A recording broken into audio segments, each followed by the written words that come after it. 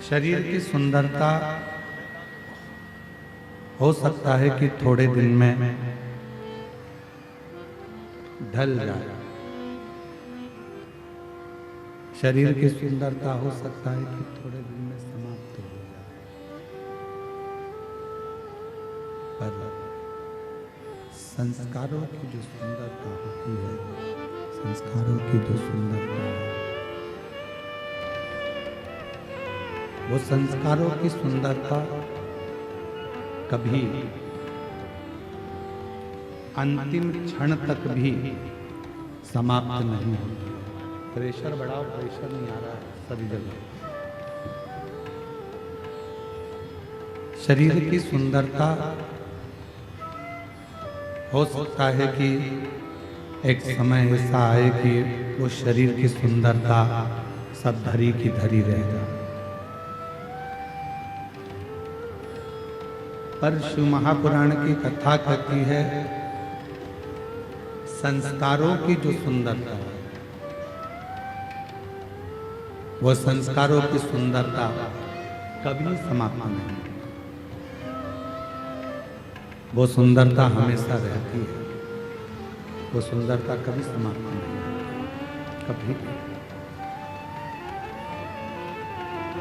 इसलिए महापुराण की कथा कहती है, भगवान शंकर का चरित्र कथा है, शिव तत्व कथा है, शंकर भगवान का पवित्र चरित्र वर्णन कर रहा है, भगवान शंकर का पवित्र चरित्र कह रहा है। जितना बन सकता है अपने संस्कारों को प्रखर करने का प्रयास करें।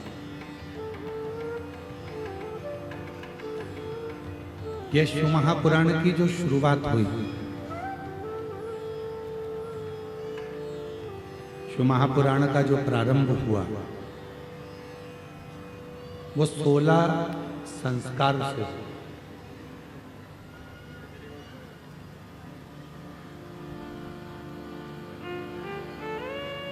भगवान देवाधिदेव महादेव कैलाश पर विराजमान है। बिंदुक की धर्म पत्नी चंचुला देवी, और वो चंचुला देवी बिंदुक की धर्म पत्नी जो अपने पति की मुक्ति के लिए, पति के मोक्ष के लिए तुमरुका जी के पास में जाकर प्रार्थना करती है शिव महापुराण में, और विनय करती है, निवेदन करती है कि मेरे पति की मुक्ति हो जाए, मोक्ष हो जाए।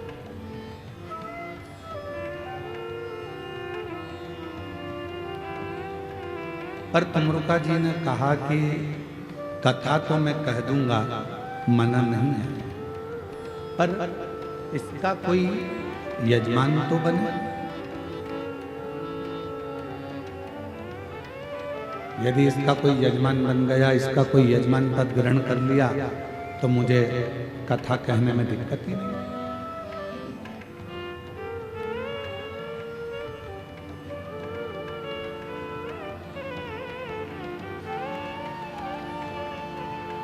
विजय प्रसाद जी तिवारी जी शिव महापुराण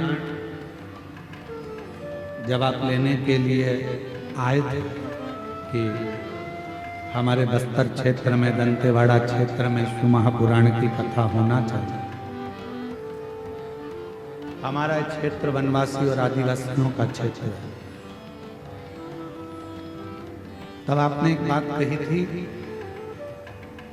हमने पूछा था कि ये कथा कौन करवाए, तो हमारे श्री विजय प्रसाद तिवारी जी बोले थे, गुरुजी मैं तो इस कथा को नहीं करा सकता, पर इतना जरूर है कि दंतेश्वरी माता इस कथा को अपने क्षेत्रवासियों के लिए जरूर करे।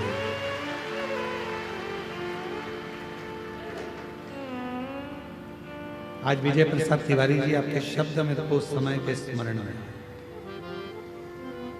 किस बस्तर क्षेत्र में बहुत कम बड़ी बड़ी कथाओं के दिव्य आयोजन और भव्य आयोजन हो पाते। क्यों? एक तो शब्दों को समझना, आदिवासी वनवासी क्षेत्र में विचारों को समझना और कथा उनकी जिंदगी में उतारना बड़ा कठिन है। दूसरा, पूरे जंगल क्षेत्र में दूर दूर घर बसे होते हैं, आने जाने का साधन भी इतना नहीं मिल पाता है कि कोई बहुत संख्या में लोग पहुंचे। पर इस गिदम की पवित्र धरा पर दंतेवाड़ा क्षेत्र में जो ये कथा चल रही है, मां दंतेश्वरी की कृपा से, भगवान भोलेनाथ जी की दया से, हम तो कहेंगे वास्तवता है जो विजय प्रसाद तिवारी जी ने कहा कि इस कथा को मैं नहीं करा सकता, ना मेरा परिवार करा सकता है, इस कथा को तो केवल मां दंतेश्वरी ही करा सकती है और वही कर, उसके सिवा कोई कर भी नहीं सकता। और कृपा की ना होती जो तुम्हारी तो सुनी रहती अदालत तुम्हारी, गरीबों के दिल में जगह तुम छुपाते तो किस दिल में होती इबादत तुम्हारी, दया की न होती जो आदत तुम्हारी। अगर मेरे शिव कृपा ना करते, अगर मेरे बाबा करुणा ना करते, अगर मेरे बाबा दया ना करते, तो फिर ये कथा होना बहुत मुश्किल। शिव महापुराण की कथा की शुरुआत ही 16 संस्कार से।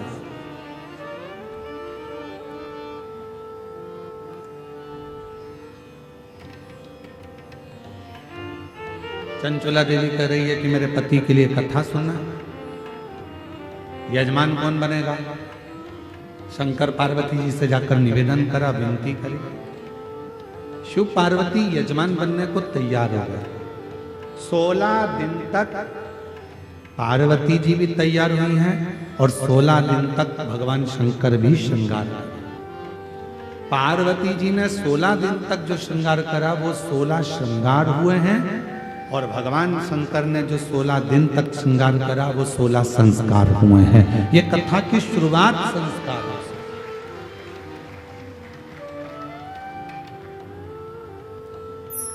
इसलिए शायद शिव महापुराण की कथा कहती है कि शरीर से ज्यादा सुंदरता संस्कारों में होती है।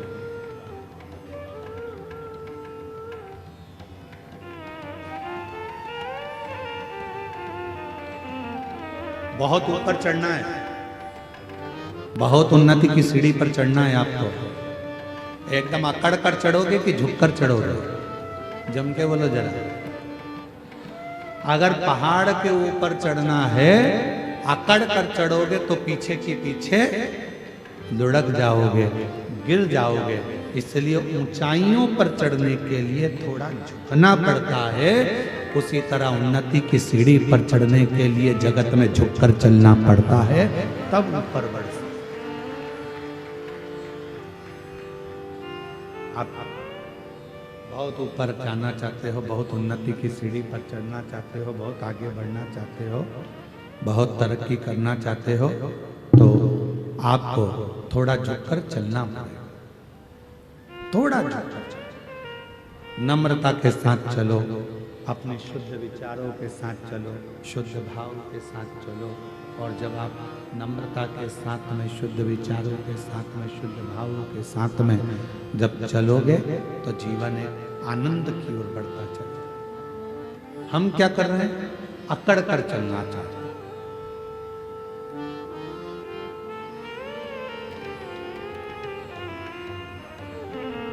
ये जितनी अकड़ की चीजें हैं ना, ये बहुत दर्द देती है।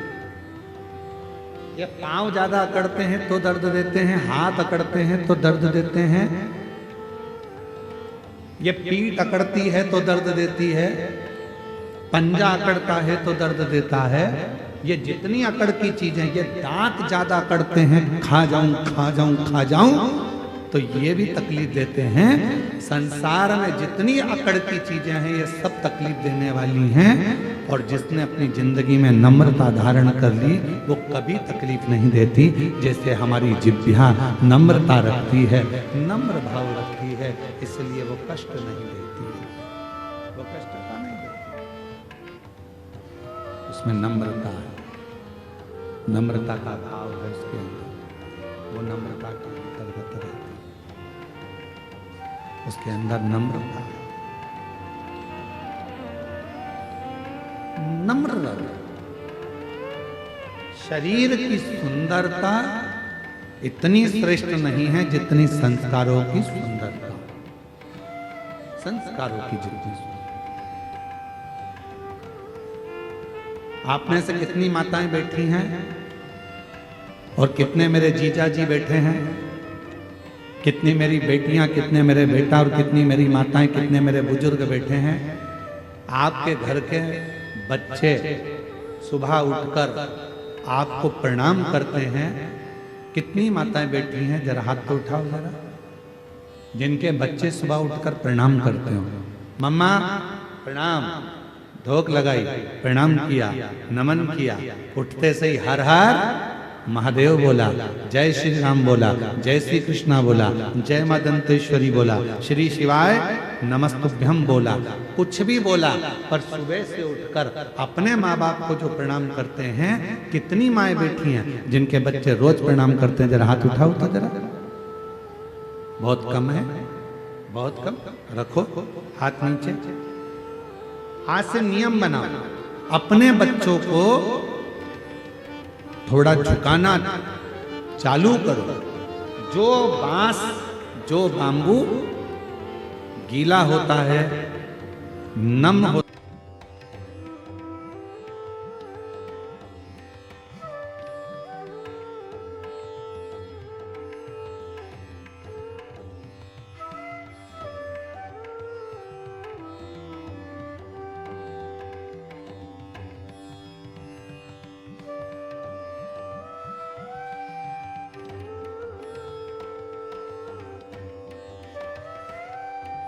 कड़क हो गया, फिर वो झुकता नहीं, फिर वो झुकेगा नहीं। घर के बच्चों को थोड़ा झुकने की आदत डालें। अगर आज बच्चे झुकेंगे तो तुम्हारी जिंदगी भी सवरेगी। पर इनको झुकाओगे कैसे?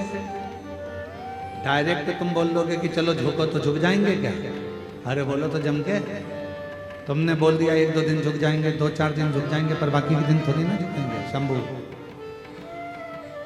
तुमने डायरेक्ट कह दिया कि झुक जाओ, तो क्या वो झुकेंगे? नहीं। इसके लिए क्या करना पड़ेगा? एक कथा आती है, एक माता पिता ने अपने बच्चे से कहा, सुन आज गुरुजी आएंगे, प्रणाम करना। बच्चे ने कहा, जी मम्मा मैं प्रणाम करूंगा। गुरुजी आ गए,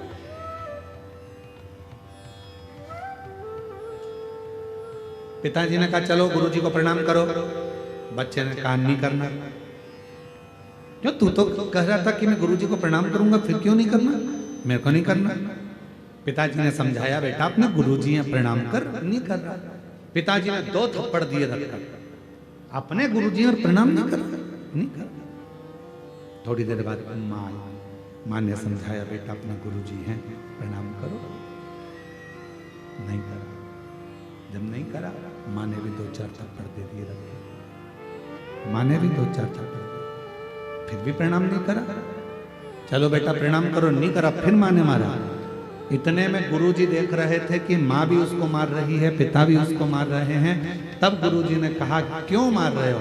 कहा प्रणाम नहीं कर रहा। इतने में गुरुजी ने कहा, वो प्रणाम नहीं कर रहा तो मत करने दो, कम से कम तुम दोनों तो प्रणाम करो। और जैसे ही माँ बाप ने झुककर प्रणाम करा, इतनी देर में बच्चे ने साष्टांग दंडवत कर लिया। अर्थात ये हमारा गायत्री परिवार कहता है, गायत्री परिवार कहता है कि हम सुधरेंगे, बोलो बोलो जम के बोलो, युग सुधरेगा, हम बदलेंगे युग। कब बदलोगे?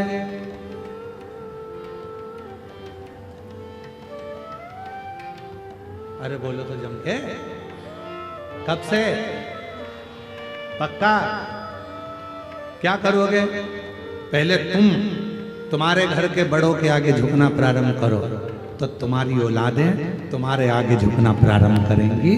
हम झुकेंगे तब कोई झुकेगा, हम नहीं झुकेंगे तो कोई नहीं झुकेगा। थोड़ा हमको झुकना पड़ेगा।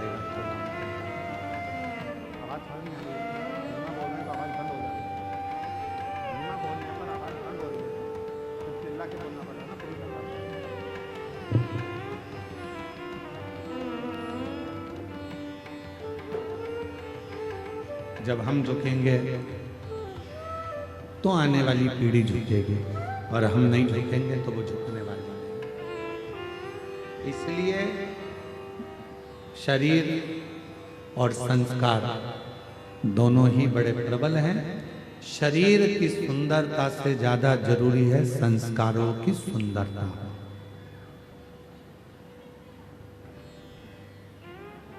संस्कारों की, आप संस्कार,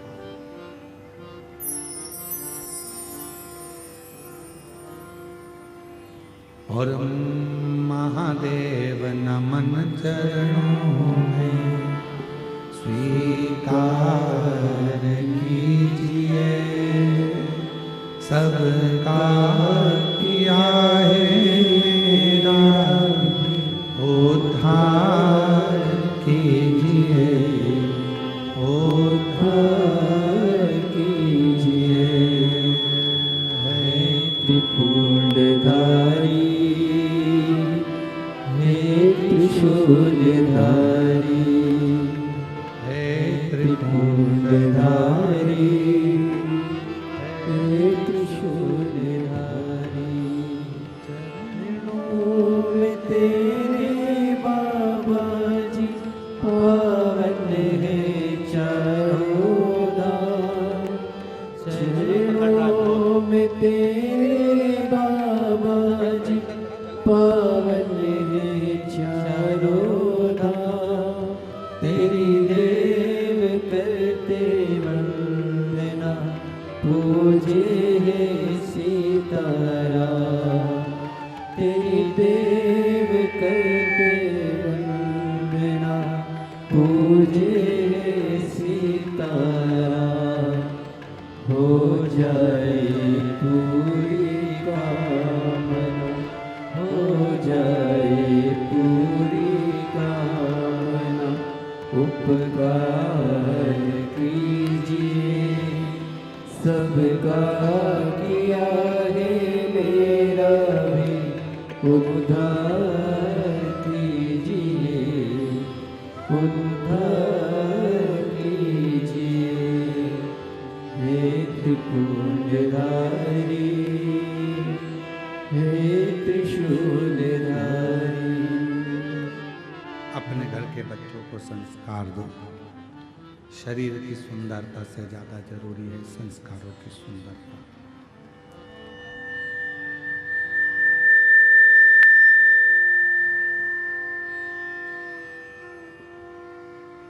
और जब संस्कारों की सुंदरता बढ़ती है, पूरे क्षेत्र को सुगंधित कर देती है, पूरे क्षेत्र।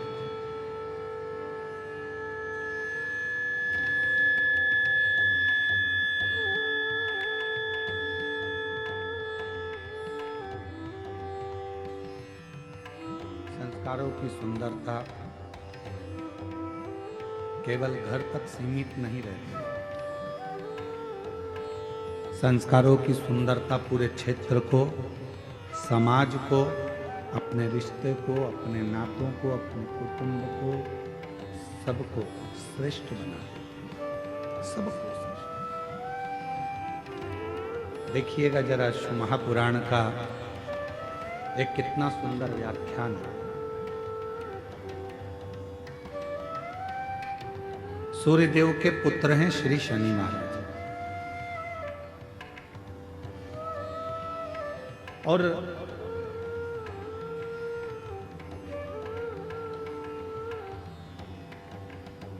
बचपन से ही शनिदेव बड़े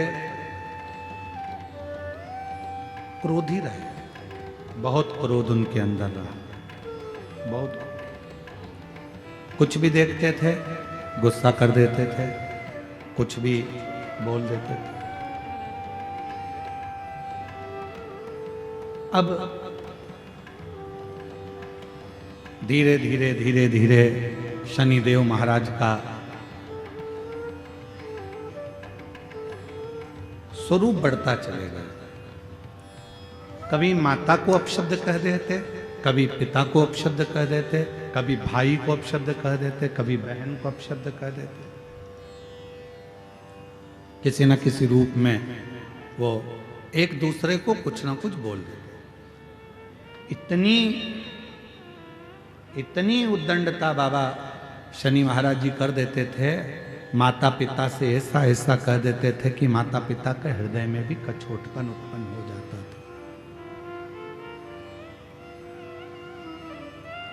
कोई देवता शनिदेव को सम्मान नहीं देते थे, कोई भी। पंडाल की आवाज बढ़ाओ। कोई देवता शनिदेव को सम्मान नहीं दे पाता, और जब शनि महाराज को सम्मान नहीं मिलता था तो शनि देव और ज्यादा उद्दंड हो जाते।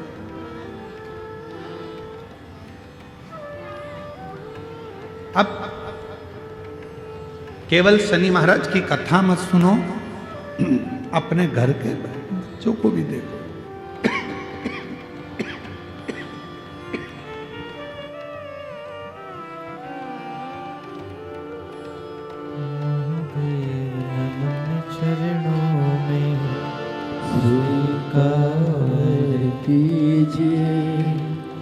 सबका किया है केवल अपने घर के शंभु शंभु शंभु शंभु शनि महाराज जी की केवल कथा ना सुने, अपने घर के बच्चों को भी देखें। पूरे घर में कोई कोई बच्चे ऐसे भी होते हैं जो बहुत उद्दंडी होते हैं। माँ समझा रही है नहीं मान रहे, पिता समझा रहे हैं नहीं मान रहे, रिश्तेदार आए दिन कोई ना कोई बात लेकर आ जाते हैं, कोई ना कोई बात लेकर।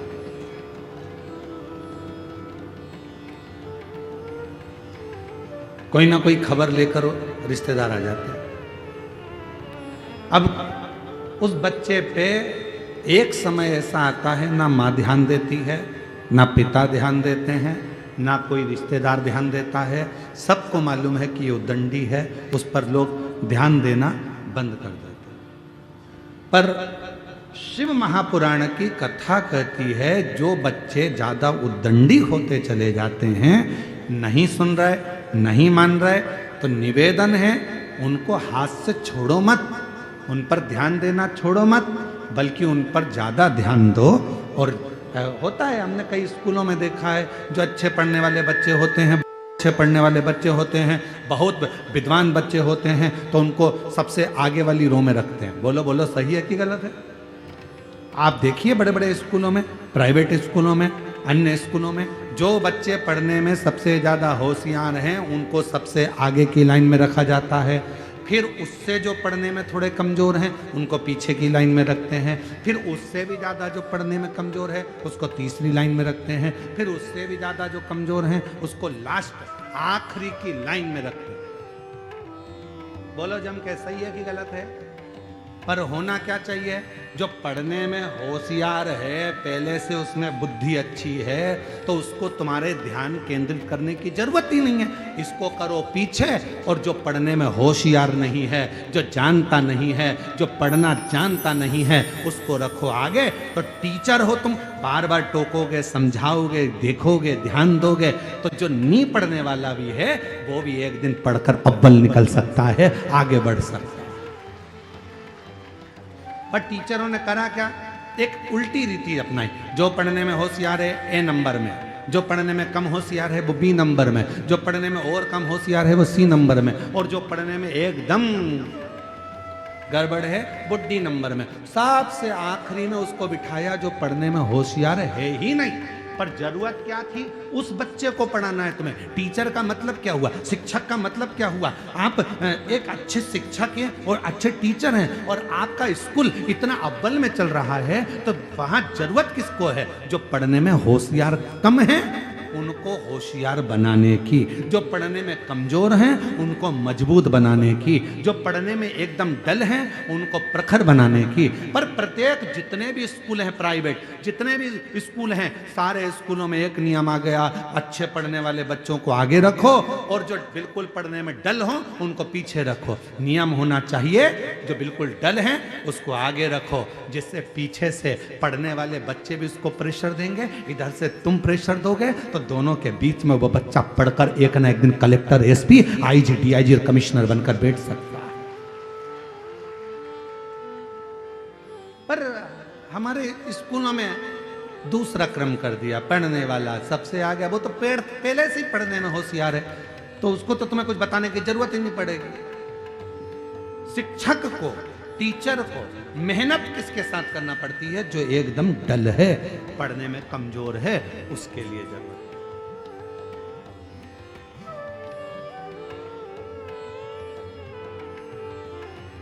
पर उल्टी रीति है। सारे अच्छे पढ़ने वाले आगे बैठ जाओ, खुश। अब जो बिल्कुल डल है, पढ़ने में कमजोर है, वो पीछे क्या करेगा? उसको तो मालूम है सर इसी को रिस्पांस दे रहा है, इसी को आगे देख रहा है, इसी को स्टूडेंट का सब करता धरता बना दिया, इसी से पूछते हैं, इसी को बताते हैं, इसी को लिखाते हैं, इसी को आगे करते हैं, तो वो बच्चा और उद्दंड होते चले जाता है। फिर वो पढ़ता भी नहीं है, ध्यान भी नहीं देता। ये शिक्षक की जरूरत है कि उस बच्चे को अव्वल कैसे बनाना है, ये शिक्षक की जरूरत है उसको श्रेष्ठ कैसे बनाना है, ये शिक्षक की जरूरत है उसको उज्जवल कैसे बनाना है, उसके भाग्य को कैसे प्रबल करना है, कैसे उज्जवल बनाना है, ये शिक्षक।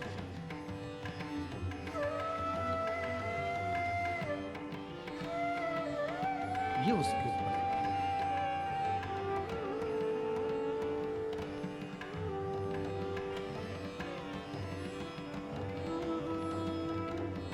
स्कूल में एडमिशन देना है,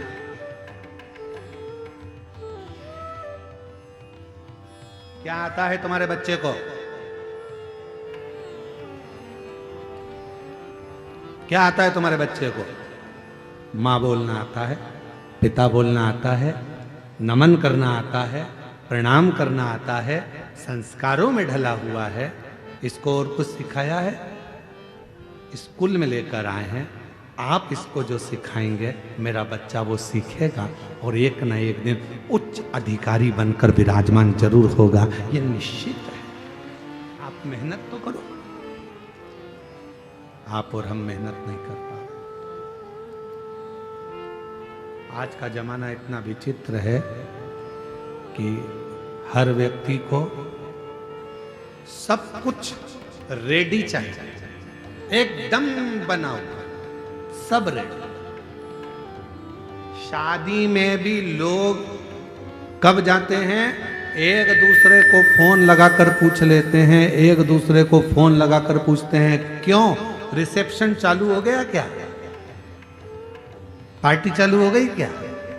अब उनको ये मतलब नहीं है कि दूल्हा आया कि नहीं आया, दुल्हन आई कि नहीं आई, वरमाला हुई कि नहीं, कौन आया कौन नहीं आया, कौन समझा कौन नहीं समझा, उसे कोई मतलब नहीं है कि कौन आ रहा है कौन नहीं आ रहा है, कौन वरमाला हो रही है, कौन रिश्तेदार है, उसे कोई मतलब नहीं। उसको तो एक ही चीज, क्यों रिसेप्शन चालू हो गया क्या, भोजन चालू हो गया क्या, सब रेडी मिल जाए तो व्यक्ति वहां पहुंच जाए। माता पूजन में जाना है, नवरात्र देवी जी का पूजन है, शादी में माता पूजने के लिए जाना है, क्यों फोन लगा के पूछेंगे क्यों बाहर निकल गए क्या, माता पूजन चालू हो गई क्या, बैंड बाजे चल दिया क्या, बस एकदम रेडी होना चाहिए तो चल दिए। हर व्यक्ति को, बच्चों को क्या चाहिए, पापा तुम हमारे लिए ये दुकान डाला दो, मम्मी तुम हमारे लिए ये कर दो, बहू कहती है मम्मी तुम हमारे लिए ये कर दो, मम्मी मेरा हाथ का हार बना दो, मम्मी मेरी पाटली बना दो, पापा मेरे लिए ये कर दो। अब कोई तुम्हारे बच्चों से पूछे या तुमसे कोई कहे कि तुम कह रहे हो पापा मेरे लिए ये कर दो, मम्मी मेरे लिए ये कर दो, एक दिन माँ बाप तुमसे कह दे कि बेटा लिख के दे दे, आज मैं जो कर रहा हूं इतना क्या तू मेरे लिए कभी जिंदगी में करेगा कि नहीं करेगा? तू भी तो लिख कर दे कि इतना कर पाएगा जो मैंने करा। मैंने तुझे पढ़ाया लिखाया, अव्वल बनाया, सब कुछ करा, अपनी पूरी जिंदगी लगा दी, क्या तू मुझे बुढ़ापे में नमन करेगा, प्रणाम करेगा, साष्टांग करेगा, मेरा कहना मानेगा, ये मेरे पद चिन्हों पर चलेगा? ये तेरे ऊपर निर्भर करता।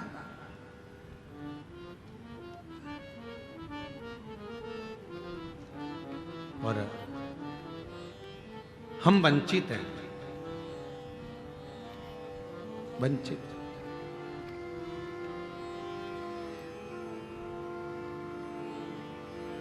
भगवान दत्तात्रेय के कितने गुरु थे? जम के बोलो जल्दी से, कितने? दत्तात्रेय भगवान के 24 गुरु थे। कितने? जम के बोलो जरा सब। 24। उस 24 गुरु में से दत्तात्रेय भगवान ने एक वैश्या को भी गुरु बनाया था, पिंगला।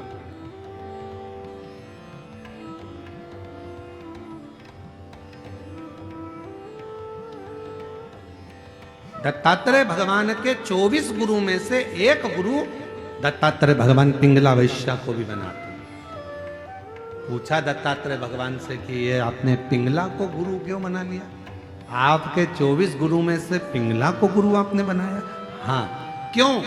दत्तात्रेय भगवान ने कहा एक बार ये पिंगला मुझे दिखी और मैंने इस पिंगला को देखा, ये श्रृंगार कर कर तैयार होकर, श्रृंगारित होकर शाम के समय दरवाजे पर जाकर बैठ गई, खिड़की में से पुरुषों को देखने लगी, कोई आएगा मेरी सुंदरता को देखकर मेरी ओर आसक्त होगा, कोई मेरे पास में आएगा, मेरे पास में चला आएगा। वो पिंगला देख रही थी, वो पिंगला।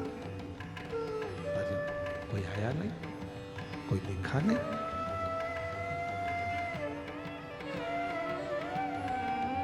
एक दिन निकल गया, दूसरा दिन आया, दूसरे दिन भी कोई नहीं पहुंचा, कोई नहीं।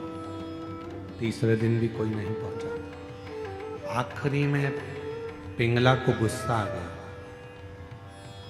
और पिंगला ने विचार करा कि मैं रोज सज धज कर पुरुष का इंतजार करती हूं, कोई आता नहीं है।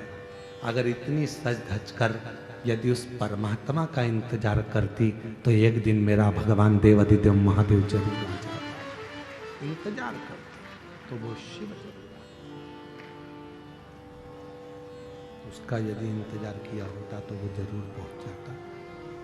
बहुत, बस उस पिंगला ने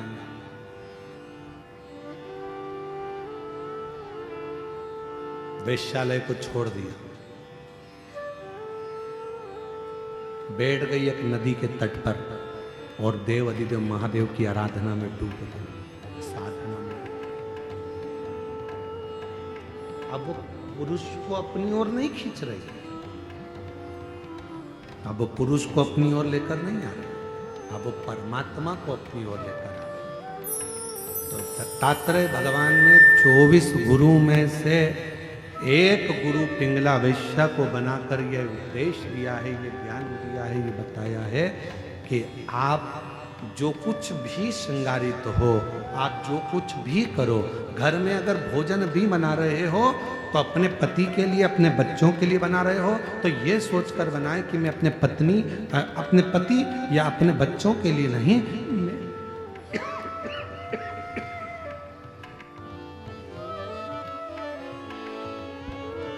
मैं देव महादेव के लिए बना रही हूं। मैं भगवान देव अधिदेव महादेव के लिए भोजन बना रही हूं, मैं भगवान शंकर के लिए भोजन बना रही हूं,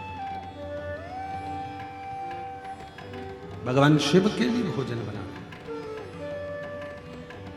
वस्त्र तैयार कर रहे हो, ये मानकर करो कि मैं भगवान के लिए कर रही हूं। पहनेंगे तुम्हारे पति, पहनेंगे तुम्हारे बच्चे, पर तैयार किसके लिए कर रहे हो? भगवान के लिए। भोजन किसके लिए बना रहे हो? भगवान के लिए। कपड़े किसके लिए सिला रहे हो? भगवान के लिए। और यहां तक शिव पुराण कहती है, आप अपने लिए अगर कोई साड़ी भी खरीद रहे हो तो ये सोचकर मत खरीदो कि मेरे लिए खरीद रही हूं, ये सोचो मेरे भीतर जो माँ दंतेश्वरी माता मेरे अंदर विराजमान है, मेरी माँ पार्वती बैठी है, ये साड़ी मैं उसके लिए खरीद रही हूं, मैं पहनूंगी पर माँ प्रसन्न हो जाए। ये मैं पहनूंगी पर मेरी माँ प्रसन्न होगी, मेरी माँ आनंदित होगी। ये उसके लिए खरीदी जा रही है, उसके लिए। और मैंने तेरे ही भरोसे बाबा, तेरे ही भरोसे हवा बिच उड़ती जावागी, बाबा डोर तो छली नामे कटती जावागी। ओ भोले मैं तेरी बता, शंभो मैं तेरी पता। शिव तत्व कह रहा, 24 गुरु में से भगवान ने एक गुरु कमला वैश्या को गुरु बनाया और उससे भी ज्ञान प्राप्त किया कि ईश्वर को भजो, सत्याग ईश्वर।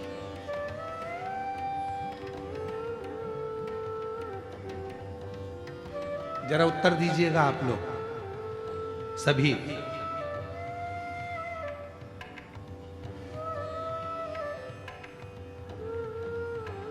तुम्हारे घर में 50,000 रुपए हैं,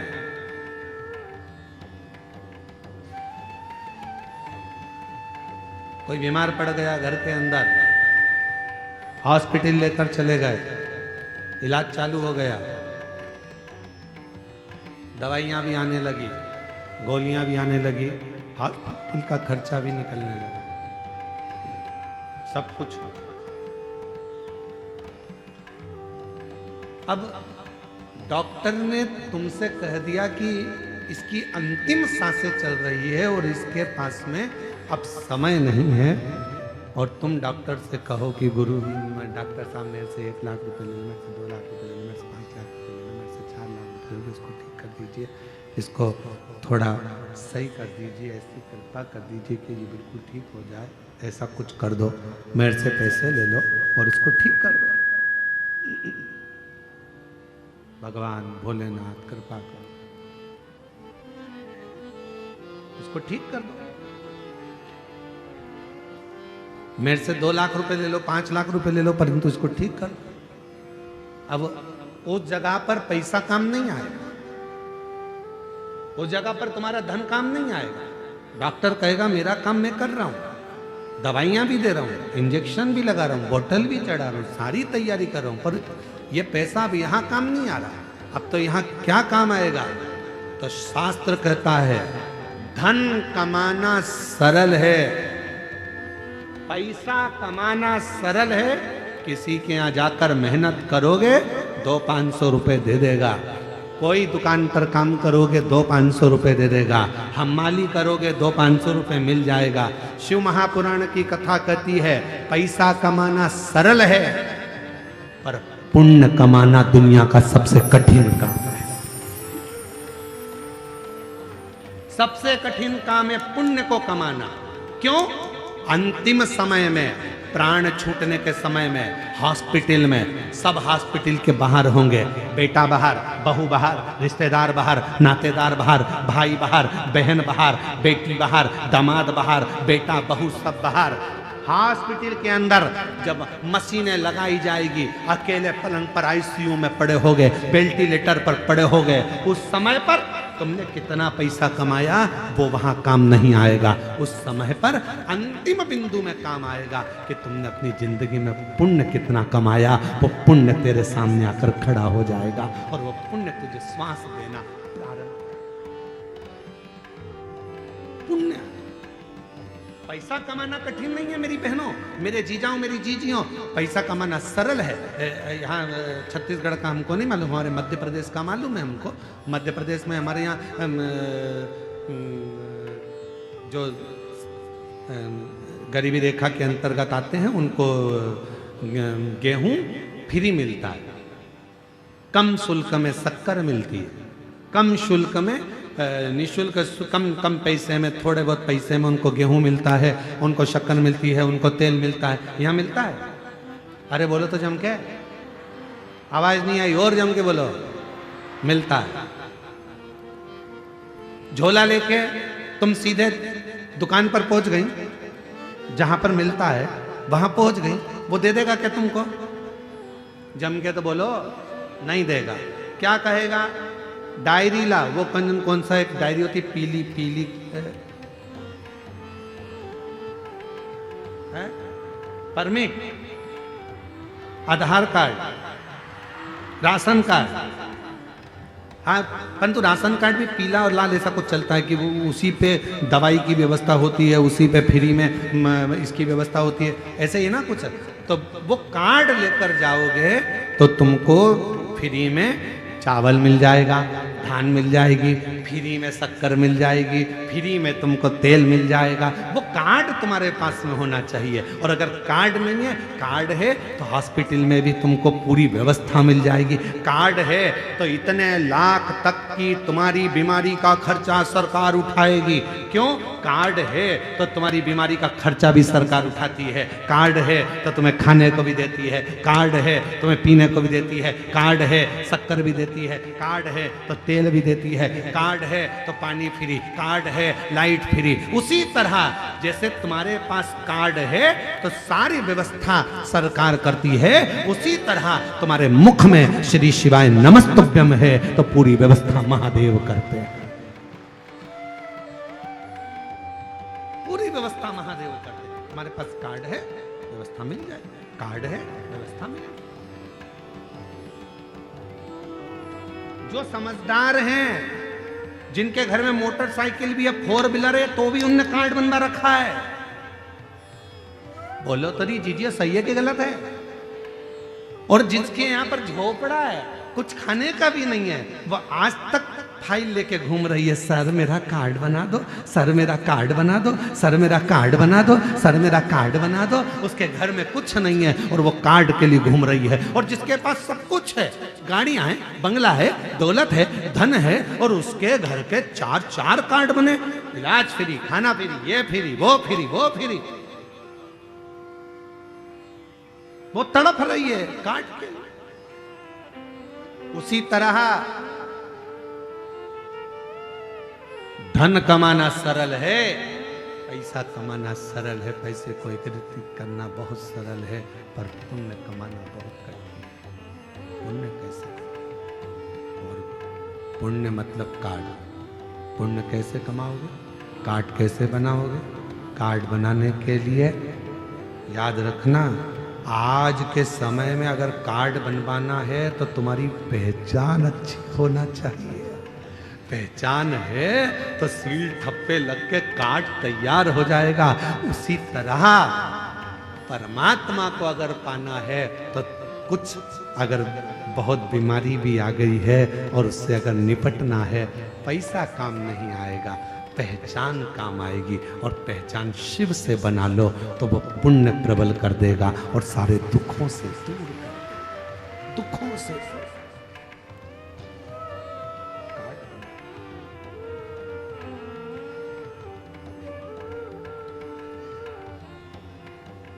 बहुत दिन हो गए शिव से बिछड़े, बहुत दिन हो गए भोले से बिछड़े, भोले से बिछड़े, शंभू से बिछड़े, भोले से बिछड़े, शंभू से बिछड़े, भोले से बिछड़े शंभू से बिछड़े, भोले से बिछड़े शंभू से बिछड़े, बहुत दिन हो गए भोले से बिछड़े, बहुत दिन हो गए भोले से बिछड़े, बहुत दिन हो गए भोले से बिछड़े, बहुत दिन हो गए भोले से बिछड़े। पैसा मूल नहीं है,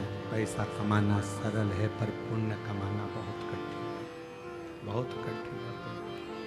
कैसे पुण्य कमाओगे, पुण्य कैसे एकत्रित करोगे, पुण्य को कैसे बढ़ाओगे, ये तुम्हारे ऊपर निर्भर करता है, तुम्हारे ऊपर। बहुत कठिन है पुण्य कमाना,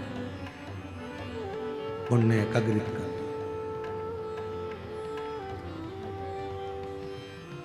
सारे तीर्थ में जाने के लिए धन की जरूरत पड़ती है। सारे तीर्थ में जाने के लिए धन की जरूरत पड़ती है, सारे तीर्थ जाने के लिए पैसे की जरूरत पड़ती है, सारे धाम तीर्थ जाने के लिए धन की जरूरत पड़ती है। केवल एक कुबरेश्वर धाम ऐसा है सीहोर, जहां जाने के लिए पैसा नहीं, बाबा से मन लगाने की जरूरत पड़ती है। दिल होगा, बाबा व्यवस्था कर। वहां अगर जाने का मन बन जाता है, मन बन गया जाने का, तुम्हारा विचार हो गया, तुमने दिल लगा लिया भगवान शिव जी से, बाबा भोलेनाथ जी से तुमने दिल जोड़ लिया, तो फिर वो व्यवस्था कर देता है सब। कहीं ना कहीं से ऐसा धन ला कर दे देगा, पैसा ला कर दे देगा कि तुम शिव के धाम पहुंच जाओ, भगवान शंकर के पास पहुंच जाओ, शिव की चौखट पर पहुंच जाओ। कथा कर, शिव पुराण कहते हैं पुण्य बढ़ा, पुण्य, और जब पुण्य बढ़ेगा तभी शिव कृपा करेगा। भगवान भोलेनाथ शंभू, जब पुण्य बढ़ेगा। आवाज बढ़ाओ, ग्राउंड में आवाज नहीं है, लोग चिल्ला रहे। शंभू शंभू शंभू, पुण्य बढ़ाएगा। शनिदेव, भगवान शनि महाराज को कोई नहीं दे, कोई उनको सम्मान नहीं दे रहा, कोई सत्कार नहीं दे रहा। सबने कह दिया ये दंड है, बोलते हैं साफ, बहुत क्रोध करते हैं, बहुत गुस्सा करते हैं, तो उन्हें बहुत गुस्सा, बहुत क्रोध, बहुत क्रोध, बहुत गुस्सा, तो कोई देख नहीं रहा, ध्यान नहीं दे रहा। और शंभू शरणे पड़ी घड़ी रे घड़ी, दुख काट दया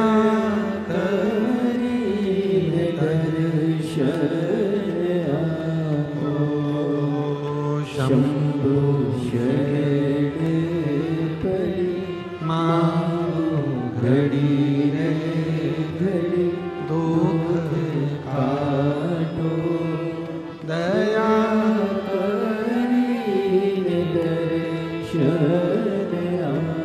शनि महाराज उद्दंडी हो गए, और इतने उद्दंड शंकर शनि महाराज, कोई देवता उनको नहीं मिला, कोई देवता।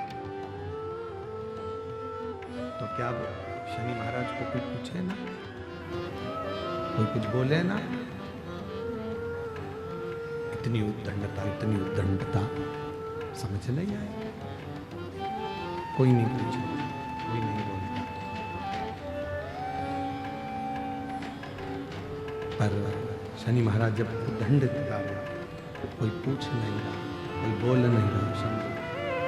शंभू शरणे पड़ी मांगो घड़ी रे घड़ी, दुख काटो दया करीन दर्शन आपो।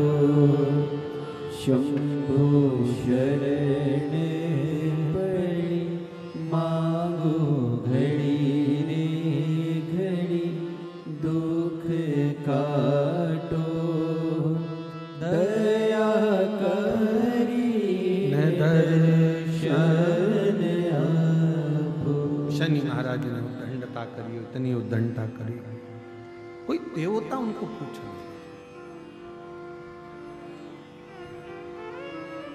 अब शनि महाराज ने विचार कर लिया कि यदि कोई पूछ नहीं रहा, कोई जान नहीं रहा, तो शनि महाराज ने तब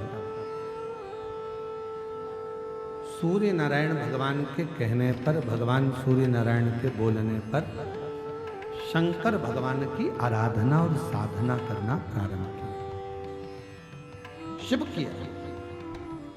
और याद रखना, जिस बच्चे को लोग नकार देते हैं, जिस बच्चे को लोग पूछना बंद कर देते हैं, जिस बच्चे का लोग सम्मान नहीं करते हैं, जिस बच्चे का लोग सत्कार नहीं करते हैं, सेट हो गया, थोड़ा आवाज बढ़ा दो। जिस बच्चे को लोग सम्मान नहीं देते, सत्कार नहीं देते, आदर नहीं करते, सम्मान नहीं देते, एक दिन तुम्हारे घर का इतिहास वही बच्चा रच कर बताता है। वही बच्चा, एक दिन तुम्हारे घर का पूरा इतिहास वही बच्चा रच कर जाता है। बस ठीक है, थोड़ा प्रेशर बढ़ा दो हल्का सा। वही बच्चा तुम्हारे घर का इतिहास रचा, वही बच्चा। अपनी बहनों में भी देखो, जिस बहन को लोग अच्छा नहीं मानते, ये कोई काम की नहीं है, ये इसको कुछ नहीं आता, ये ऐसी है, जिसको पूरे घर के लोगों ने नकारा, उसका ससुराल इतना जोरदार मिलता है कि लोग भी देखते रह जाते। बहन का ससुराल इतना, वो तो ऐसी है, दिखने में भी अच्छी नहीं लगती है, और रंग भी सांवरा है, और ना उसको ये आता है ना वो आता है। मैं तो इतनी पढ़ी लिखी, मैं इतनी एजुकेटेड, और मालूम पड़े तेरे को मिल गया जो मिलना था भैरू महाराज। और उसको क्यों? क्योंकि वो उसको सबने नकारा, उसको किसी ने नहीं दिया, उसको किसी ने आदर नहीं दिया, सम्मान नहीं दिया, पर उसको, उसके अंदर निष्कपट भाव था, वो ईर्ष्या नहीं रखती थी, उसके अंदर कोई ईर्ष्या का काम नहीं था, तो वो भगवान के भजन में और भगवान की भक्ति में डूबी रहती थी, उसको कोई मतलब नहीं था। और वही हुआ, आखिरी में उसको परमात्मा ने साथ दे दिया, आखिरी में भगवान ने उसको साथ दे दिया, आखिरी में परमात्मा उसका साथ।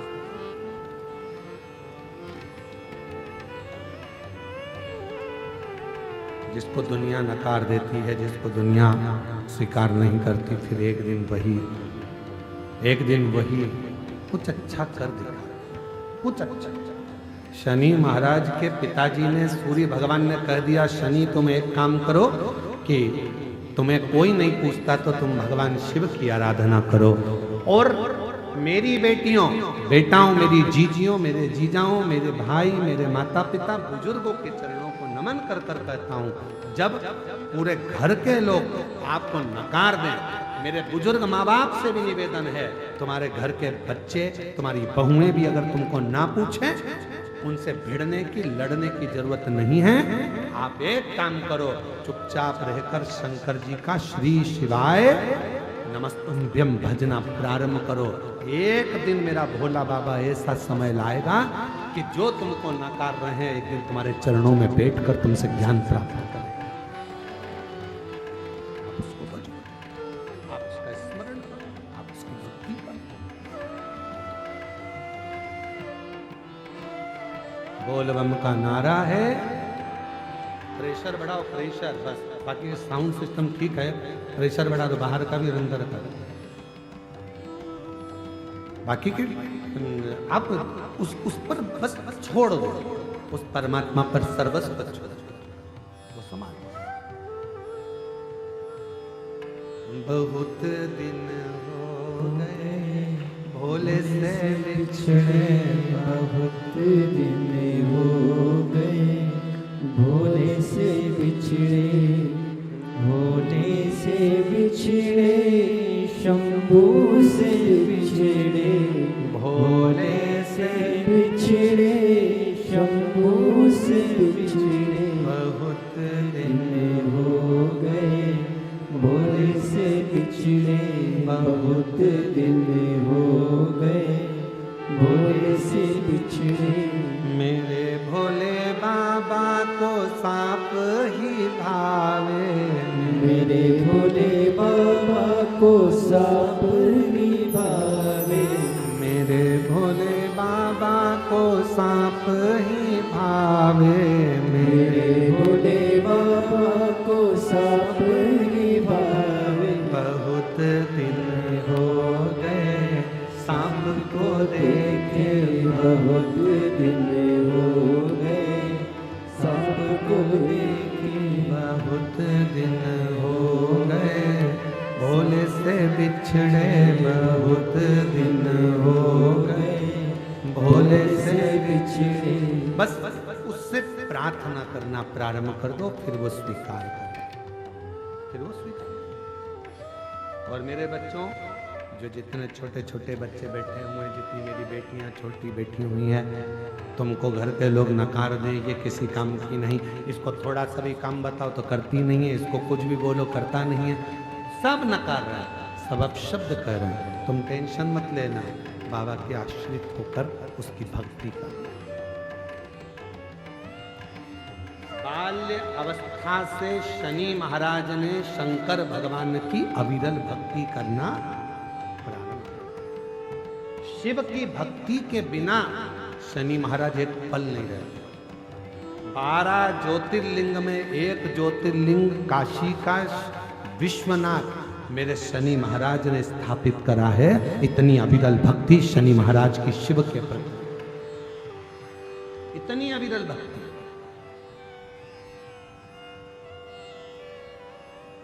लोग कहते हैं शनि चढ़ गया, 7.5 लग गई, ढैया लग गई, राहु लग गया, केतु लग गया, बृहस्पति लग गया, मंगल लग गया। शिव महापुराण की कथा कहती है कोई भी ग्रह लग जाए, घर में से एक लोटा जल भरो, शिव जी पर जल चढ़ाना प्रारंभ करो, सारे ग्रह अनुकूल हो जाएंगे। तुम्हारा कोई भी ग्रह प्रतिकूल नहीं हो सकता, कोई ग्रह तुम्हें तकलीफ नहीं दे सकता, सब तुम्हारे अनुकूल हो। शनि महाराज ने भगवान शिव की आराधना प्रारंभ करी।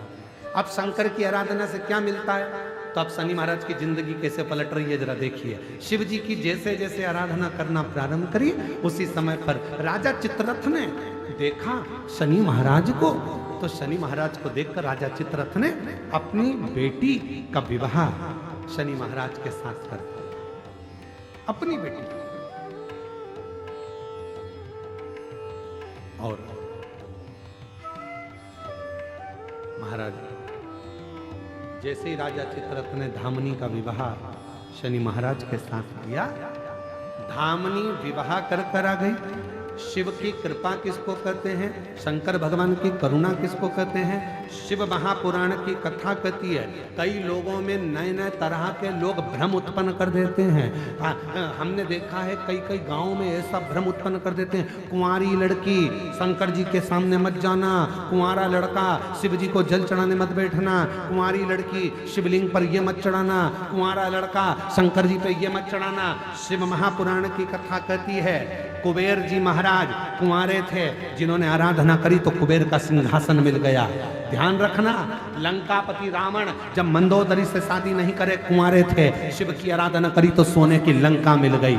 जरा विचार करना, कुंवारी अवस्था में जो कन्या, जो वर, जो स्त्री, जो पुरुष बाल्य अवस्था से ही, कुंवारी अवस्था से ही शंकर के शिवलिंग की आराधना करते हैं, शंकर के शिवलिंग पे जल चढ़ाते हैं, पूजन करते हैं, उनकी जिंदगी में कभी उनको डूबना नहीं पड़ता, कभी वो परेशान नहीं रहते, विवाह होने के बाद भी सुख की जिंदगी जी, दुख की जिंदगी नहीं।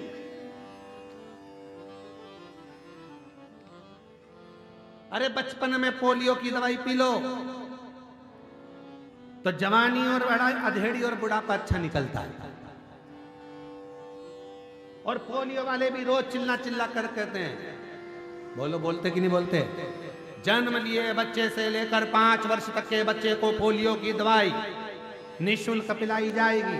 पोलियो की दवाई पियो वरना हाथ पैर से विकलांग हो जाओगे। बोलो, बोलते कि नहीं बोलते? अरे जम के तो बोलो, बोलते हैं ना। क्या बोलते हैं?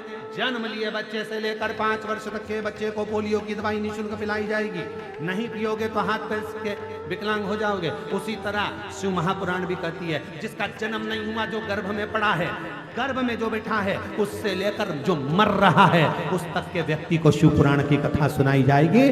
पोलियो की दवाई नहीं पियोगे तो हाथ पैर से विकलांग हो जाओगे, शिव पुराण नहीं सुनोगे तो अपने सनातन धर्म से विकलांग हो जाओगे।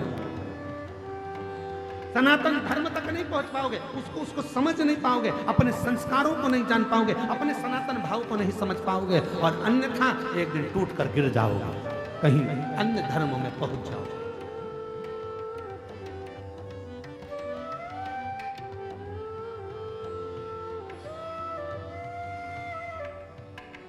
कल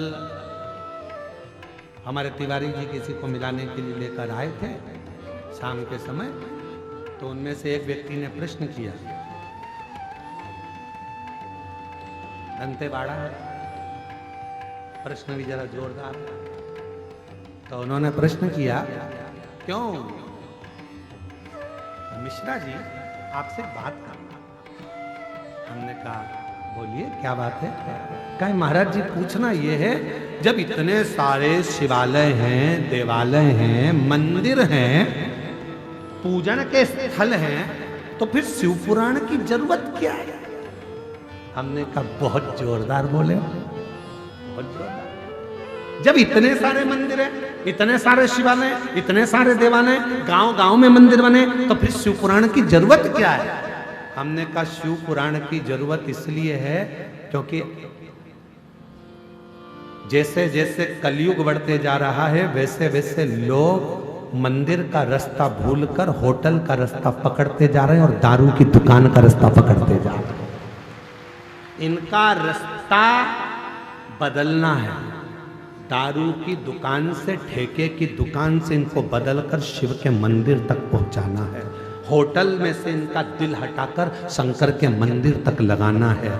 शिव पुराण तुम्हें दिशा बदलती है, और जब तुम्हारी दिशा शिव की हो जाती है, तब शिव महापुराण एक दिन तुम्हारी दशा भी बदल देती है।